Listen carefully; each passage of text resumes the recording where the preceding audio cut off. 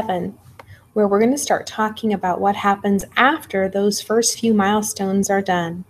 So we're entering the preschool years. When we talk about preschool years, for the purposes of this class, we're going to talk about those years starting at the end of the sensory motor period, so around the age of 2, up through school age, which is here in our state 5 years old. So some may consider, and I personally consider, taking the 2s and 3s and making that sort of the toddler years, and then the preschool being 4, and then the year that they turn 5. But for the purposes of this class, we're going to put those together and call them the preschool years.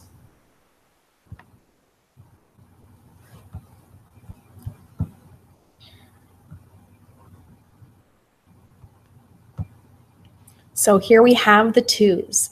The 2s now, what's happened during this year? This year, from birth to 1, they learned to move and they learned the idea of words. From 1 to 2, they learned that words can control and contribute and be manipulated in order to actually have conversation. And so the little one at 2 is both walking, talking, running, moving, and making choices of their own. And really, that's the key to what's happening here at the 2s through 3 years old, is we have this burst of this child who has gone from the parent making all of the decisions for them to now they are not only verbally but also physically able to make choices for themselves. This is an incredibly curious time for children. We take for granted what happens in our world, and yet everything for them, or almost everything, is quite novel and new. We get to the temper tantrums and terrible 2s, as some people will call them, because I think parents and loved ones tend to forget that now we have a human who is making choices. Now we have a human who might not want to wear the dress that you picked out, who might not want the food that you've put in front of them. I want you to kind of maybe just for a moment's sake, just take that and make it you for a second. You are a person who every morning you wake up, someone is making all of your decisions for you. They're choosing all of your food. They're choosing all of your clothing. They choose where you go and when you go. They choose when you wake up and when you go to bed. Can you see how that, as a grown adult, causes that angst? Well, now take a young child who is just learning for the first time that they have choices, and now that someone is superimposing their choices on them. And I think that's where a lot, if not 90% of temper tantrums and the terrible 2s come from, is parents' lack of understanding that it's about now recognizing that this human has their own feelings, their own choices, their own interests, and just that assertion of will. Sometimes it's not even about a choice. It's about being able to say, wait, I just want it this way for no good reason other than it's not the way the parent wants it. Just that assertion of free will. So I believe in the terrific 2s, and so much is happening linguistically here. They begin to have grammar. So while they started to put 2 words together, they're now using some simple sentences. They have lots of overgeneralization. So as they learn pronouns, you'll hear lots of little girls being called he or she, lots of little boys being called he or she, or him or her, or hims, his or hers. You'll hear some hymns out there too.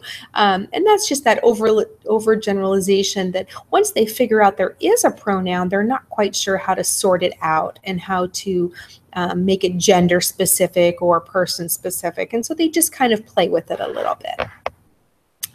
They put ed endings on the back of almost every verb. So, he walked to school, he opened the door, he throwed the ball, because they get it that there's this dus sound, but they're not really sure exactly how to put it together.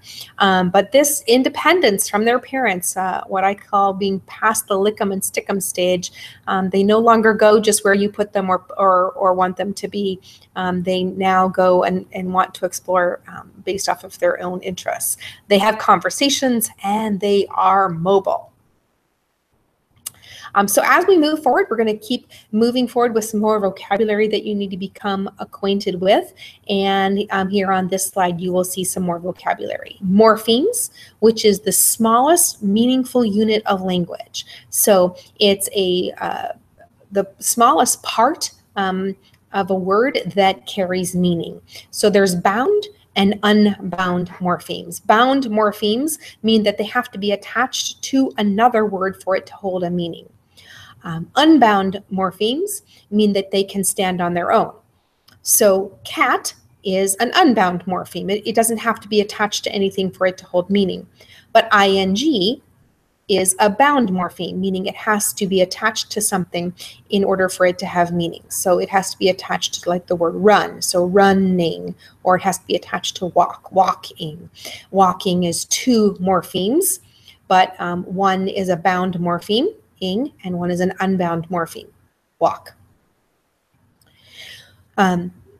When we measure MLU, we're often measuring morpheme length. In other words, I am walking would be 4 morphemes long. I was one, am is another, walk is another, and ing is another.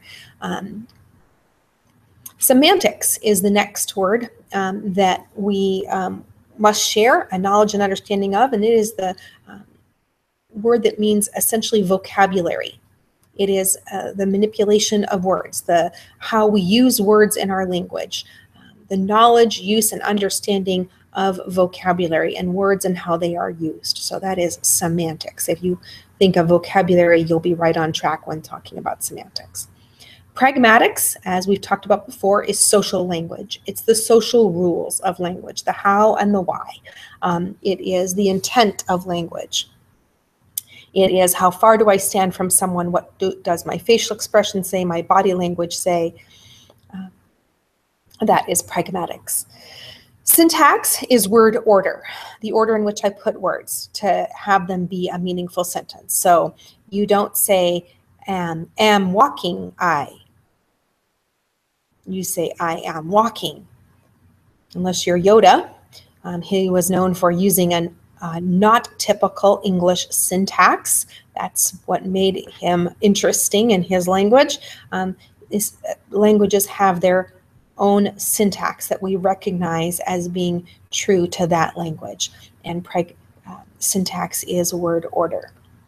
So if I use the word word order or syntax, those are synonymous. Past tense comes in regular and irregular verbs. And regular verbs are those ones that take the ed endings. So walked, baked, talked, and irregular are those that change in their formation when we use them in past tense. Through, made, was, were, those have alternate ways of making them past tense, irregular. Helping verbs like is and was, and like the verb to be, the verb can, the verb to have, those are called helping verbs, and they also vary in tense, but they usually help another verb, a verb such as walk, run, ate, eat. Okay. Sentences and phrases. Sentences is anything that has, a sentence is anything that has a subject and a predicate. A subject being the person who's doing the action, and the predicate being the action. So I am walking. He is running. They are eating. They ran around the bench. That is a sentence. I am is a sentence. I is the subject, am is the verb or the predicate. Phrases are missing one of those. They are either missing a subject or they are missing a predicate. And copula S is that apostrophe S that shows a possession or a belonging to, or is used like it's open to take on the position of where the helping verb is used to be. So we've moved past the second birthday. And we've got a little one now who is using ed and ing verb endings. Ing will come first. Ing, the ing verb, what we call present progressive. That one happens first. So I walking, I running, I eating, I licking. That one will happen before you see ed, but ed will follow shortly thereafter. Child will use plurals and they'll overgeneralize those, as we've spoken of before. Pronouns, him and her, hims and hers, those again, still overgeneralizing them, but they are there. They ask questions by intonation. Do you, I can have a cookie? And they ask WH questions. Who is that? What is that? Why did you go there? And they are starting to use politeness markers, please and thank you, quite easily and readily, even without parent prompt. So as we move into 2.5 years old, their sentences are much more adult-like. They use negation, they use denial, they say, no, I don't want it, non-existence, as in it's all gone. They actually have multiple ways of showing negation. A refusal, no, do you want one of these? No, I don't. And they repeat much of what they hear from their adult communicative partner.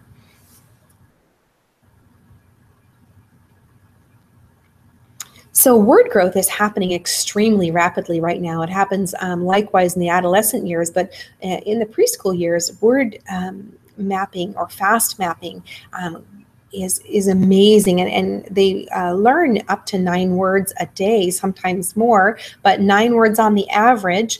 And what is happening is they do what's called fast mapping. Okay, they are experiencing all new things in their world rather rapidly. And what the child does is they go through their world and they gather information as quickly as they can. They store that information in long-term memory, and then they encounter the word again. They add additional information to it, and then it starts to build understanding. So you take them to the zoo and they see zebra. Mommy, what's that? That's a zebra.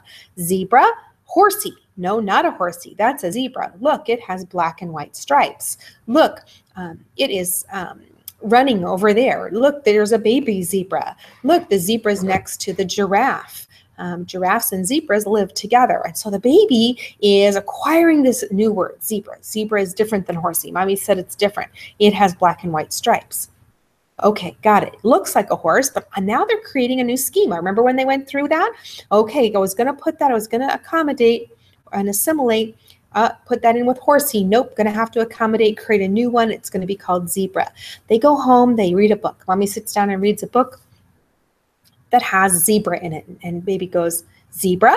And mommy goes, yes, zebra. And baby says, stripes. Yes, zebras have stripes. Zebras live with giraffes. Zebras live in Africa. And then they watch the Lion King movie, and then they see a zebra on the screen, and the baby says, zebra. Mommy says, yes, zebra. Zebra's in Lion King. The zebras are running.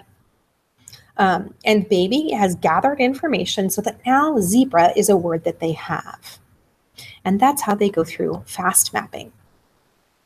They gather this information from context, from surrounding language, from clues in conversation. It's as caregivers, it's important to know that our role here is extremely important. When we introduce children to new words, it is important to continue to expose them to those same words over several days repeatedly. It's in that way that children learn new vocabulary. So you can't just give it to them once. You need to repeat the exposure to the word, perhaps in a different context, through a book, through a movie, through conversation, through some pictures that you have, through discussion, through an alternate context, and the baby starts to gather meaning to that word. Effective caregivers provide routines in which children have lots of opportunities to encounter new words. So trips outside the home, whether it be to the grocery store, the pharmacy, the park, or the backyard, walking through a wash and, picking up rocks, whatever it may be, trip to the forest, playing on a sled. whatever experience the child has, it's up to the caregiver to expose them to the vocabulary that they will own. So they set the environment up for learning, not only by providing lots of literature in the environment, but by spending time talking about the words in their environment, teaching children the difference between a stool and a chair and a bench and a couch and a love seat and a twin bed and an ottoman, that they learn that these words are each unique and have special meaning. It's the caregiver's job to do this for the young child. So by 3.5, I keep saying 3.5, by 2.5, by a solid 2.5 years old, they are really absorbing so many new words on a daily basis, that by 3, we have now reached our next milestone. So 3 years old now comes, all right? And we've hit the next milestone. The last one was at 24 months, 22 to 24 months, where they learned to put 2 words together. And then there's a whole another year that's gone on. And now where we have is this 3-year-old who is now 90% intelligible to non-family members. What that means is 90% of what they say is understood by others. Doesn't mean everything that they say is understood. It means 90% of what they say is understood. They use complex sentences. No longer are they just putting 2 words together or even saying hymns go. They'll say, he is going with daddy. They'll say, the dog chased the ball across the yard. They will use complex sentences. Now, their average sentence length still ranges from 3 to 3.75, but they are quite capable of using sentences that are much longer than that. Their negation becomes more complex and they start to contract it. So they'll say, instead of will not, cannot, do not, they will say won't, can't, don't, and isn't.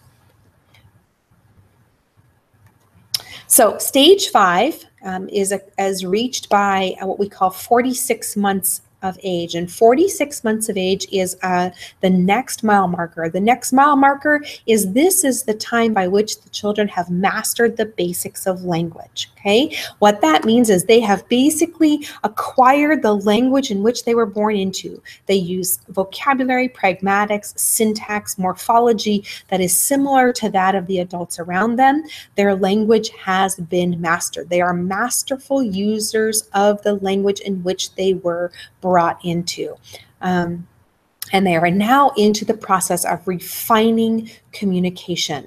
So makes sense, right? That this is the end of the preschool years. Why does school start at 5? Because the children have mastered language. They've been at home learning from their primary caregivers, and that is where children learn language, from their primary caregivers, not from other children, not from preschool settings. They learn it from their primary caregivers. You cannot underestimate the role of the caregiver in the life of the preschool child. They're requiring rules of interrupting. They know how to hold a conversation of up to 5 turns. So interrupting, they'll increase in volume, they'll increase in proximity. They will learn that if there's a 1-second pause or greater, that their partner is giving the floor. So there's 1 second or longer, a pause is perceived as it's their turn to talk. So that's also difficult for children to master in a 3-4-way conversation, but they can do it pretty well between 2 partners. But it is why little ones will interrupt to adults talking, because they don't quite get that dynamic. But if you're talking with the preschooler, they do understand that dynamic of going back and forth. They understand a simple narrative of how to tell a story. They are able to They often will shout or increase volume, as I said, or use the person's name in order to take a turn, but they also will comment on what their partner said. So if their partner said, I like apples, they might say, I like apples too, or they might say, I don't like apples. They will make a comment about what they heard their partner converse about. The concepts are developing at this time, and specifically they'll be developing spatial and temporal concepts. So easier things come first, so like in, on, behind, and next will come harder concepts like between, near, next to, nearly. Those are much harder. So the more simple prepositions will come first. The first time relationships they get are before and after. Remember, we said displacement starts between 5 and 6 years of age. So they start to get that things have a time relationship. They understand quantity and often can count. They actually can count quite high. They understand that quantity numbers exist. So they understand 1, 2, 3, 4, 5. They also understand that some, few, and many mean a quantity, but they aren't really clear about how many that represents. So if you said, give me a few cookies, or you can only take some M&Ms, they don't really know what number some is. Same thing with opposites. Opposites, easiest ones will come first. So on, off, up, down, girl, boy, happy, sad. Whereas friend and enemy, war and peace, those are harder.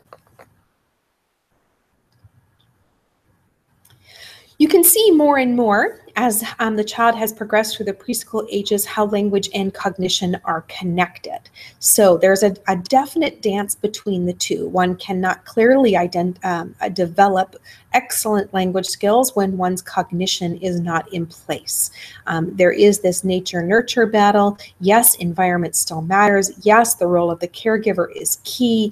Yes, we still use extension and expansion and modeling, but often individuals with decreased cognitive ability may need more repetition, a longer period of time, and may not develop in the same sequence as an individual who has intact language and cognition. All right, so we left the preschool years, and next week we'll be talking about the school years starting. Have a great week, and thanks for attending.